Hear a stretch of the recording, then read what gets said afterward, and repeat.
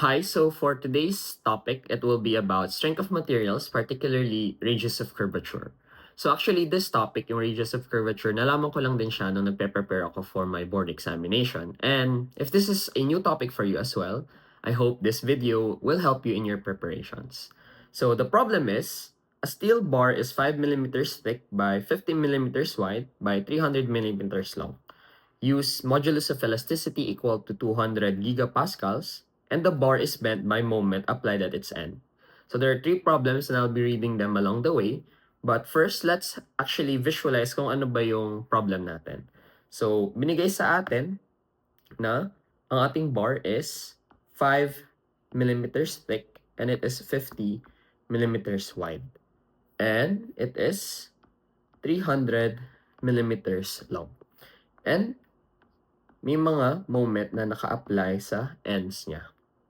So, the first problem is, determine the radius of curvature in meters of the bar if the maximum bending stress in the bar is 124 megapascals. So, first, let's discuss kung ano nga ba ang radius of curvature.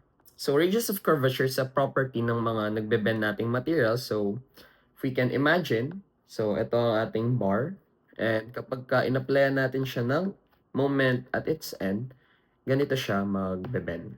Ayan. So, this curve here is an arc of a circle. And of course, like all circles, meron siyang radius.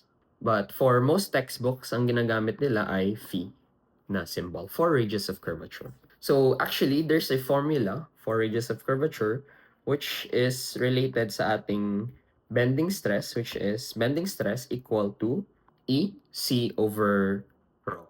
C dito is actually just the same C na ginagamit natin for another equation ng bending stress, which is MC over I. Let's isolate the radius of curvature in one side of the equation para mas madali siyang isolve. And let's identify the values. So for our E, which is the modulus of elasticity, given na sa atin, which is 200 gigapascals, but let's turn it into megapascals para maging consistent tayo sa ating units. So for bending stress, given na rin, which is 124 megapascals, tama ba? Yes, 124 megapascals. And let's identify kung anong C ang gagamitin natin. Since this is what our cross-section looks like, since symmetrical naman siya, we know na this is the neutral axis. And for our bending stress, we know na maximum bending stress occurs at the farthest fiber. So, nandito. And since, ayun nga, binigay naman sa ating value is the maximum bending stress, ang isa-solve nating fiber will be at the furthest fiber. Which means na itong C natin. And since this entire thickness is 5 millimeters, our C becomes 2.5 millimeters. So, with these values, pwede na nating isolve ang ating radius of curvature rho. And that gives us actually 4,032.258 millimeters. But since ang hinahanap sa ating problem is in meters, divide lang natin siya by 1,000 and that gives us 4.03 meters. So first problem done. Next problem naman natin is to determine the moment in Newton meters if the maximum bending stress in the bar is 164 megapascal. So, ang hinahanap naman natin here is our moment. So, let's just bring out this very popular equation. So, nung patapos na yung board exam, hindi ko alam, pero ito daw yung pinakasikat na equation for board takers. Yung iba daw, ito lang dinadala nila for board exam. Of course, I don't suggest that. But, yes, at least madali siyang maalala kasi yun yung pinag-uusapan palagi ng mga reviewers. So, MC over I.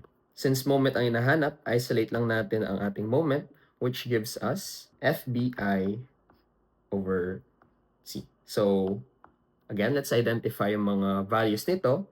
Alam na natin, given na ang bending stress, which is 164 megapascal, and since this is still the maximum stress, ang gagamitin nating C is 2.5 millimeters. And for our moment of inertia, so our equation for moment of inertia is B h raised to 3 over 12, which is particularly the moment of inertia about the x-axis. So, Di ko alam if ganito rin yung way of remembering nyo kung paano isolve yung moment of inertia. But if yung moment of inertia ang sinusolve natin ay sa x-axis, then yung dimension that is parallel sa x-axis, yun yung hindi ko i-raise to 3. And yung perpendicular yung i-raise ko to 3. With that, so yung parallel sa atin is 50 millimeters, so yun yung hindi naka-raise. And thickness natin is 5 millimeters. And that gives us 520.833 millimeters raised to the 4.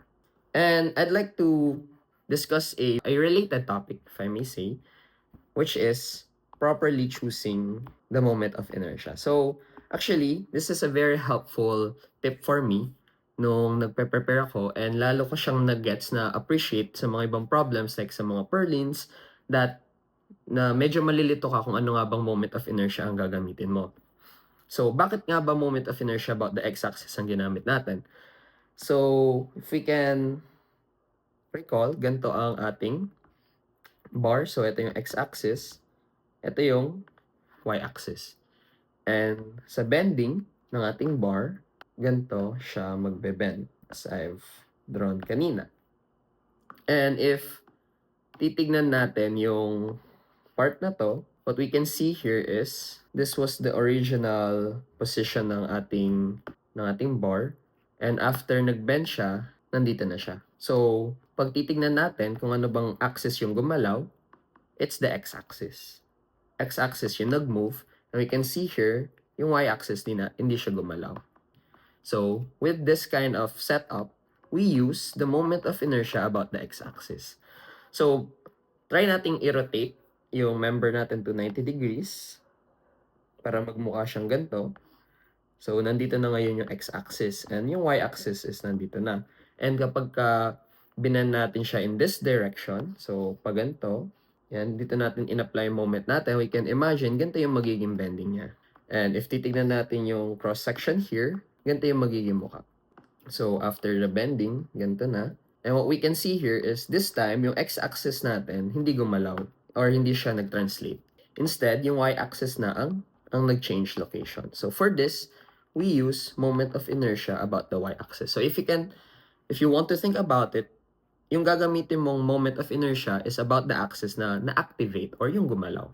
And for our problem, since ganito yung nangyari, we use the moment of inertia about the x-axis. So given na sa atin yung tatlong values na to, we just plug them here.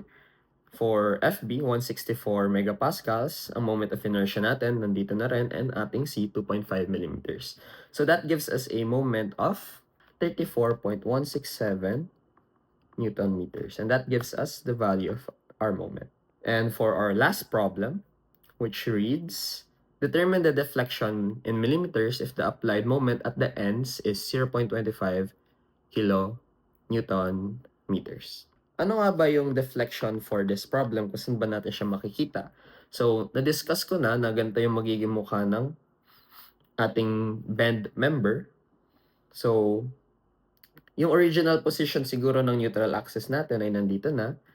And after nag-bend, nandito na yung neutral axis natin. So, yung hinahanap nating deflection is actually this portion here. And to be able to solve for it, we know na this is our radius. And since arc of a circle itong dimension na to is also our radius. So, ayan. Kailangan na lang natin tanggalin ay this height right here. And to be able to do that, since we can see here na right triangle naman to, we can use trig functions. So, that gives us rho cos theta. So, to be able to solve for our deflection, our formula will be deflection equals rho minus rho cos theta, or this blue line right here. So, before we can do that, kailangan muna natin ma-solve ang ating radius of curvature for the given moment. So, let's write again yung nasulat na nating equation kanina, which is bending stress equals E C over rho. But since binigay sa atin ay hindi maximum bending stress, but instead it's the moment, equate ulit natin siya sa another formula na alam natin, which is MC over I. para magamit natin ang moment, which is 0.25 kilonewton meters. So, actually, alam na natin lahat ng values dito. So, isolate lang natin ang rho, which gives us over m. Ayan, rho, or radius of curvature, is equal to EI over m. And actually, may mga kilala ako na ito yung minmemorize instead of this. But that's your own preference. And we already know all the values dito. Modulus of elasticity natin is 200 times 10 raised to 3 megapascals. And nasolve na natin ang ating moment of inertia about the x-axis, which is 520.833. Ayan.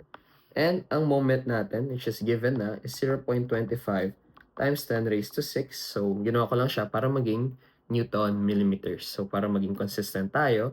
And that gives us 416.666 millimeters. And that leaves us to solve for our theta.